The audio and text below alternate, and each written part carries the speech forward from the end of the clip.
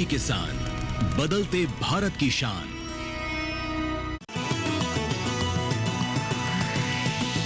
DD किसान, बदलते भारत की शान।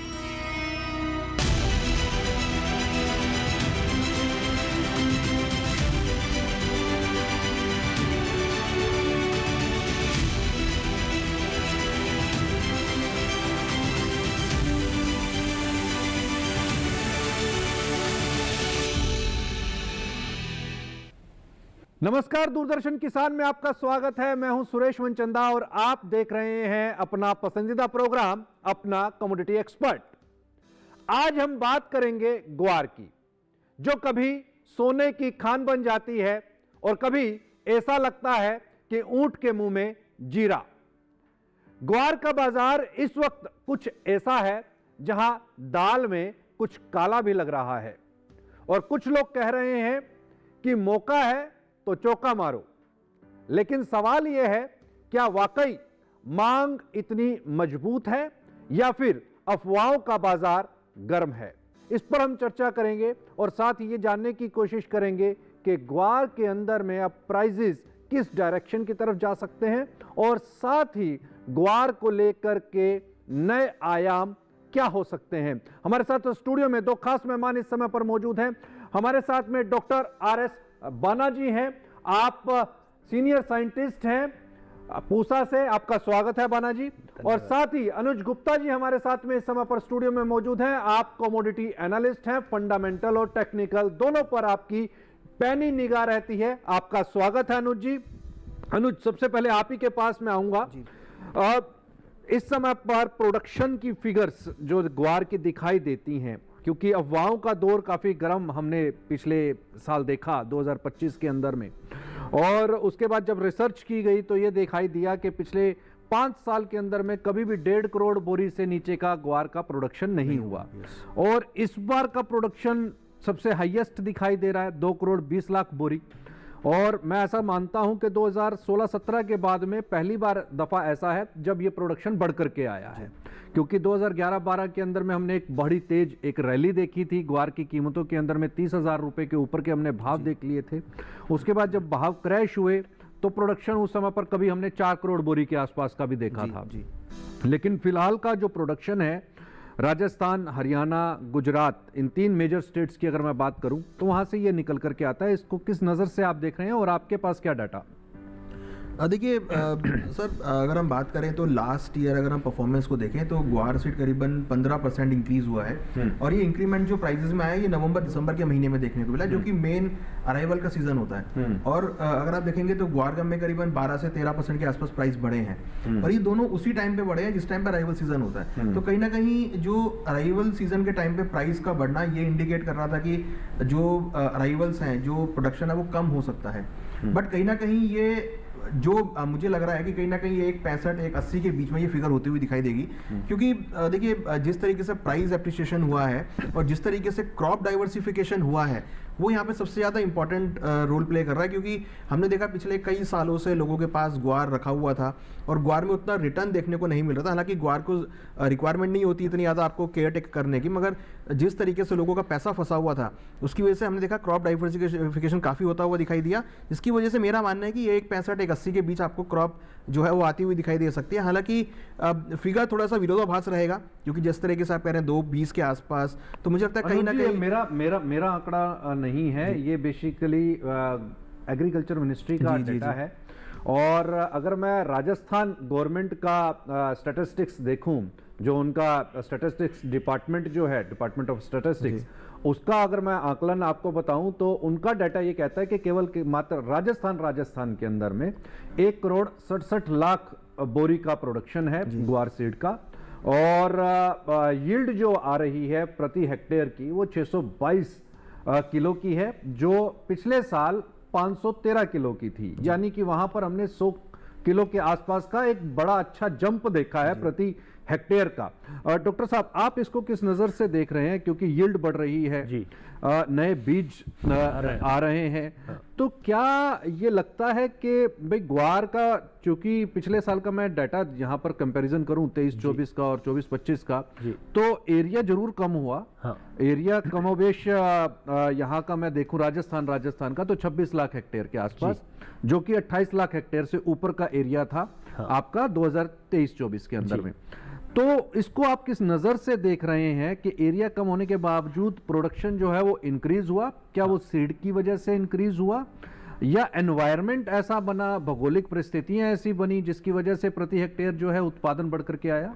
जी, इसमें इसके दोनों कारण हैं।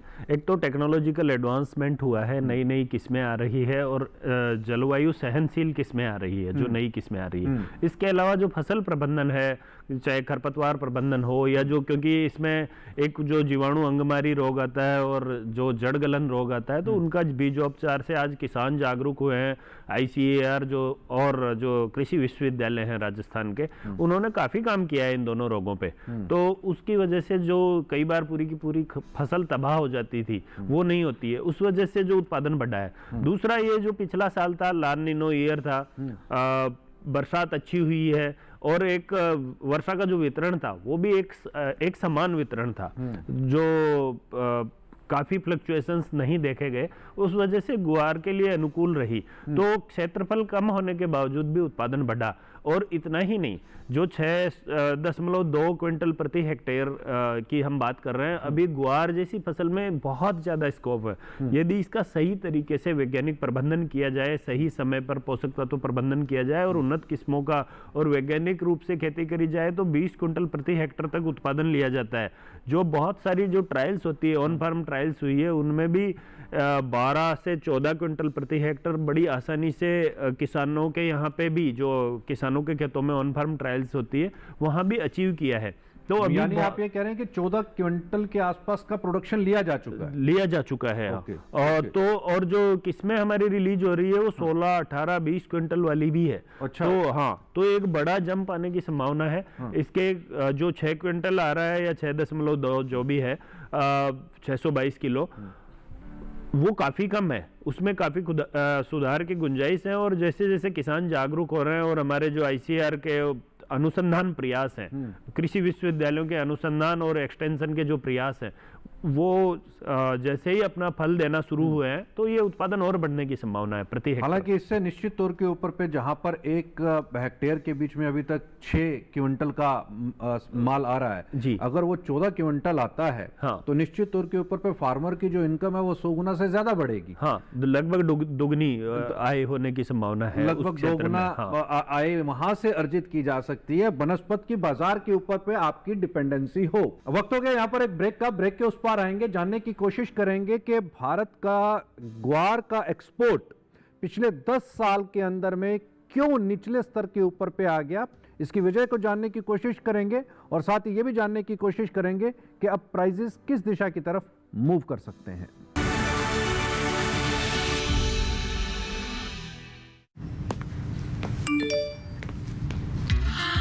$10 लाख की लॉटरी मुझे, वाओ! फर्जी ऑफर्स से सावधान। RBI कहता है जानकार बनिए, सतर्क रहिए।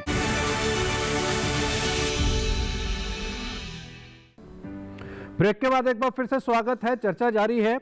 अनुज, आपसे जानना चाहूंगा export figures.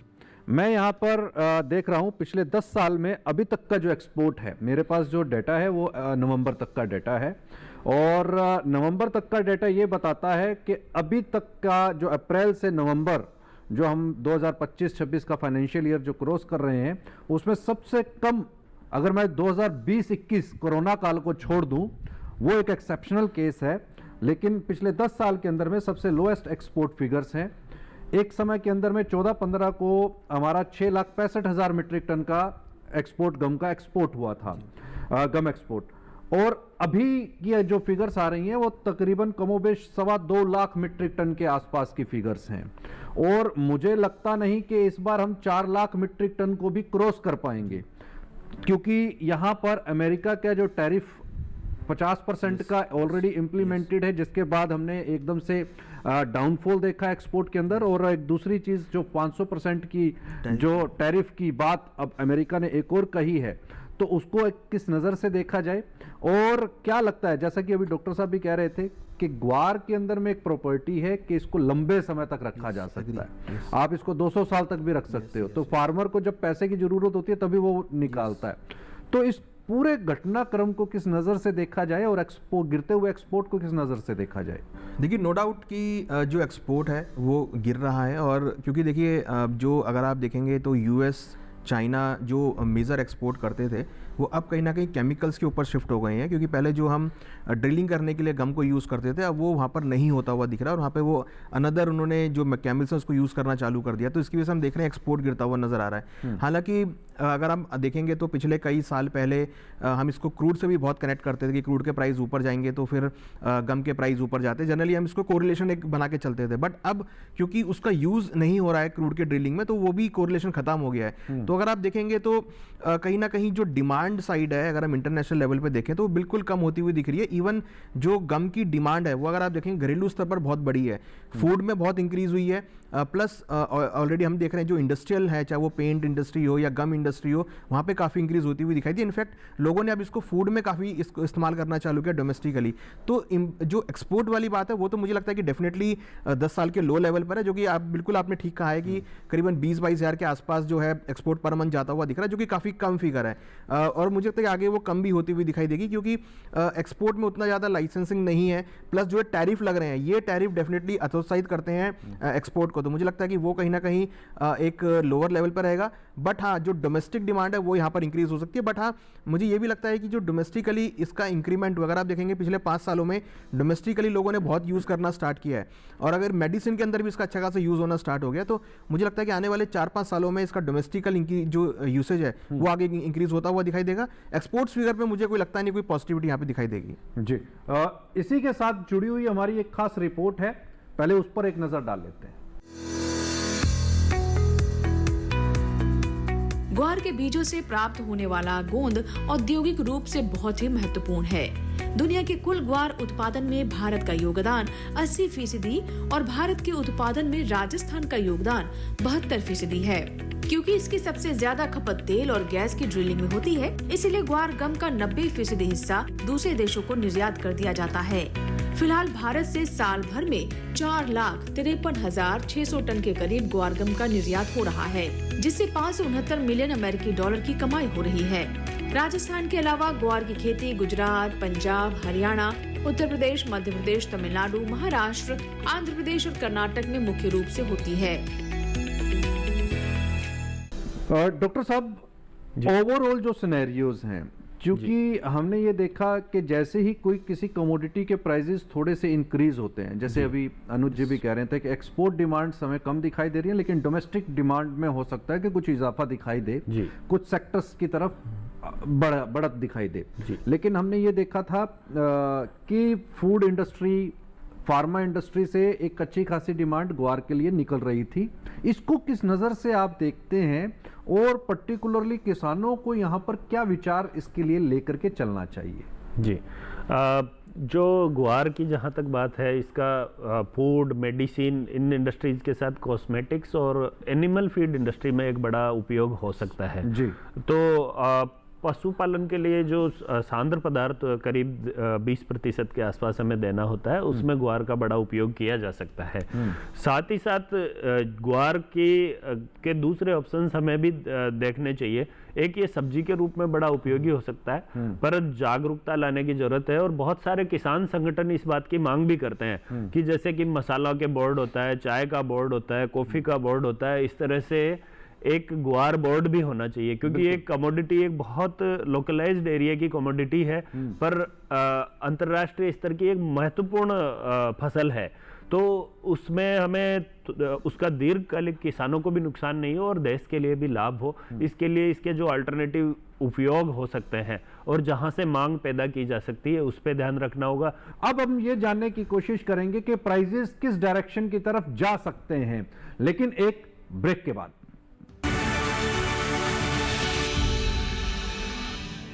Welcome to 100 crore का कवि। जो दिलो दिमाग की बात कविताओं में करते हैं। मैं खाने के बाहर मिले किसी को कुछ सफ़े और कलम दवा, जरूर कोई हारा हुआ आशिक शायर बना होगा। मुझको उजलत कोई नहीं है, पर जब हमारी शादी हो चुकी है तो इश्क पे जोर क्यों नहीं है? आपके लिए किसी ने शेर कहा है, कितना शरीफ शख्स है पत्नी पे फिदा है, उस पे ये कमाल है कि अपनी पे फिदा है।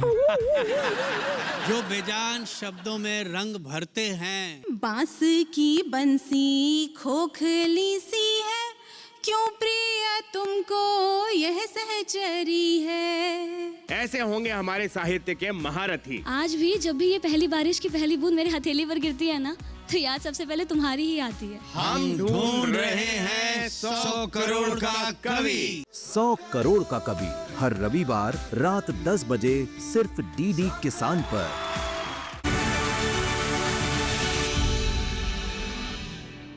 ब्रेक के बाद एक बार फिर से स्वागत है। अनुज, क्या लगता है आपको, ग्वार इस समय पर फिलहाल जिस तरीके की एक रैली, अनएक्सपेक्टेड रैली देखने को मिली, उसमें आपको लगता है कि ग्वार को ऑपरेटर चला रहा है, ट्रेडर्स चला रहे हैं? देखिए, हमने 2025 की तो बात करी कि 12-13% इंक्रीज हुआ, बट अगर आप अभी 10 दिनों के अंदर देखेंगे 2026 में, तो नेगेटिव रिटर्न्स आए हैं। मींस ग्वार करीबन 6-7% गिरा है, गम में भी करीबन 10% की गिरावट रही है। तो एक्चुअली अगर आप देखेंगे तो मार्केट जो जनरली चलता है, देखिए कुछ फंडामेंटली चलता है, कुछ टेक्निकली चलता है, तो ये जो मोमेंटम था, इसको मैं बोलूँगा कि कुछ सेंटिमेंटल मार्केट भी यहाँ पे चला। क्योंकि अगर आप देखेंगे तो जिस तरीके से हमने सभी कमोडिटी में कुछ बढ़त बनते हुए देखी थी, लेकिन सेंटिमेंट तो यहाँ पर कोई ऐसा दिखाई नहीं दिया। फंडामेंटल तो कोई बूस्ट था नहीं। देखिए, फंडामेंटल नहीं था, मगर कई बार क्या होता है कि ट्रेडिंग एक्टिविटीज होती हैं जिसको लोग ट्रेडिंग करते हैं। कई बार लोग टेक्निकल चार्ट्स देख के भी ट्रेडिंग करते हैं, जो प्रोफेशनल ट्रेडर्स होते हैं। कई बार ट्रेडर्स क्या होता है कि कहीं ना भाई डिमांड बढ़ सकती है, अगर एंटिसिपेशन में ट्रेड कर लेते हैं। तो फ्यूचर्स मार्केट की अगर बात करेंगे तो एंटिसिपेटरी मार्केट है। जब नॉलेज नहीं है बाजारों की तो बड़े लगने की डर यहाँ पर रहते हैं। तो उस अवेयरनेस के लिए डॉक्टर साहब आपको क्या लगता है, क्या फार्मर कैसे इस तेजी का, इस मोमेंटम का फायदा ले सकता है? किसानों को इतनी समझ होना तो थोड़ा सा मुश्किल है, पर यह है कि हाँ, अब समय आ गया है, किसानों को जागरूक होना चाहिए। और जैसे कि दूरदर्शन किसान का ये अपना कमोडिटी एक्सपर्ट है, इस तरह के जो और भी कार्यक्रम है उनसे लगातार जुड़े रहना है। समाचार पत्रों से या जो भी माध्यम से आपको जानकारी मिलती है कि किस तरह से डिमांड हो सकती है, और हमें मार्केट बेस्ड फार्मिंग की तरफ जाना होगा। सेंटिमेंटल नहीं होना है, और जिन फसलों की और जिन फसल पद्धतियों की डिमांड होने की संभावना है उनकी तरफ आपको शिफ्ट होना है। और ग्वार भी एक अच्छी कमोडिटी है, बारानी क्षेत्रों में सूखा सहन करने के लिए सक्षम है, पर इसका ये जरूर ध्यान रखना है कि भविष्य को मद्देनजर रखते हुए, मानसून का जो फोरकास्ट आता है उसको मद्देनजर रखते हुए कि किस तरह का मानसून रहने वाला है, और तभी खेती करें जब डिमांड बढ़ने की संभावना होती है। अन्यथा इसका जो रकबा है तो क्रॉप डाइवर्सिफिकेशन की तरफ भी जा सकते हैं। उसके लिए बहुत अच्छे अच्छे विकल्प भी मौजूद हैं, जैसे कि मूंगफली की फसल है, वो भी बारानी दशाओं में अच्छी खासी हो जाती है। तो और ऑयल सीड, देश एक ऑयल सीड प्रोडक्शन के लिए प्रयासरत है आत्मनिर्भरता की तरफ। नेशनल ऑयल सीड मिशन के तहत तिलहन उत्पादन की तरफ हम ध्यान दे रहे हैं, तो मूंगफली एक अच्छा ऑप्शन हो सकता है। न्यूट्री सीरियल्स जो बाजरा है वो भी कमोबेश इसी क्षेत्र एरियाज में होता है। तो क्रॉप डाइवर्सिफिकेशन और फ्यूचर में किस तरह से मार्केट रह सकता है, और क्योंकि बाजरा और मूंगफली को एक एमएसपी सपोर्ट भी है, तो उससे भी एक काफ़ी अच्छा हो सकता है। तो क्रॉप डाइवर्सिफिकेशन की तरफ हमें ध्यान देने की ज़रूरत है। हाँ, और ये ज़रूर है कि जो न्यूज़ है उससे अपडेट रहते हुए और फोरकास्ट से अपडेट रहते हुए कृषि उत्पादन को निरंतर बढ़ाना है। अनुज, मेरा लास्ट सवाल आपसे जी, आपको क्या लगता है जिन किसानों के पास में इस समय पर माल है उनको क्या करना चाहिए? अभी होल्ड करना चाहिए, लगता है कि नहीं प्रोस्पेक्ट मजबूत बनेंगे और एक अच्छे खासे प्राइजेस आएंगे और आप बने रहो और सोने के भाव पर बिक सकता है? देखिए सोने के भाव पे तो नहीं बिक पाएगा, मगर ये है कि देखिए क्योंकि ऑलरेडी हम 2025 में अच्छा हम रिटर्न आते हुए देखा है, बट फंडामेंट अगर आप देखेंगे तो एक्सपोर्ट डिमांड नहीं है। तो एक्सपोर्ट डिमांड की अगर कोई एक्सपोर्ट डिमांड को व्यू में लेके बाय करके रखा है तो मुझे लगता नहीं है कि उतना ज़्यादा आपको एक्सपोर्ट डिमांड देखने को मिलेगी।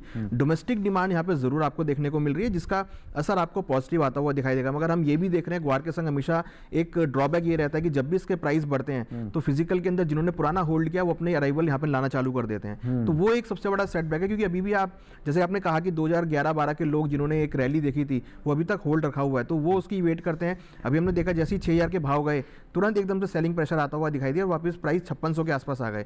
तो ये हमको ध्यान रखना है कि जो भी उछाल मिलता है वहां पर आप लिक्विड करते रहें, और कहीं ना कहीं अगर कोई भी एक्सपोर्ट डिमांड निकलती है तो उससे फिर भावों को सपोर्ट मिलेगा। तो एक्सपोर्ट डिमांड पे थोड़ी नज़र रखनी ज़रूरी है, प्लस डोमेस्टिक डिमांड मार्केट को सपोर्ट ले सकती है। बट हाँ, ये लग रहा है कि इतनी ज़्यादा प्राइस आपको बढ़ते हुए नज़र नहीं आएंगे, क्योंकि कहीं ना कहीं जो अराइवल्स हैं और जो प्रोडक्शन है वो काफ़ी अच्छा यहाँ पर होता हुआ दिख रहा है। और वक्त हो गया यहाँ पर सवालों और जवाबों के सिलसिले का।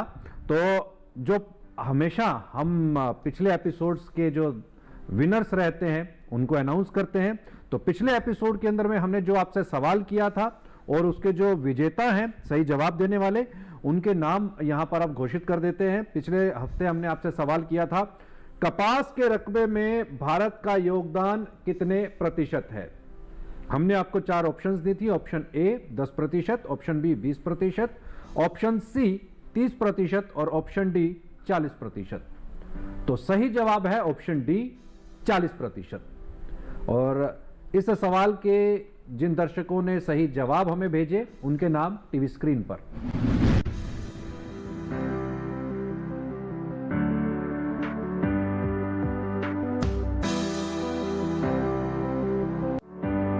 और अब बारी आज के एपिसोड के सवाल की। तो आज का जो एपिसोड का सवाल है वो है वैश्विक ग्वार उत्पादन में भारत का योगदान कितना है। तो option A 20%, option B 40%, option C 60% और ऑप्शन डी 80%। आपको इस सवाल का जवाब हमें मेल करना है अपना commodityexpert@gmail.com पर। लेकिन ध्यान रहे शुक्रवार रात 9 बजे से शनिवार रात 9 बजे के बीच ही आप इसका हमें जवाब मेल कीजिए। आपके पास 24 घंटे हैं। अनुज जी आप स्टूडियो में आए, बाना जी आप स्टूडियो में आए, इसके लिए आपका बहुत बहुत शुक्रिया। कहीं मत जाइए, सावधान रहें अफवाहों से, तंदुरुस्त रहें और देखते रहें दूरदर्शन किसान, क्योंकि इसी तरह की जानकारियां लगातार दूरदर्शन किसान पर बनी हैं।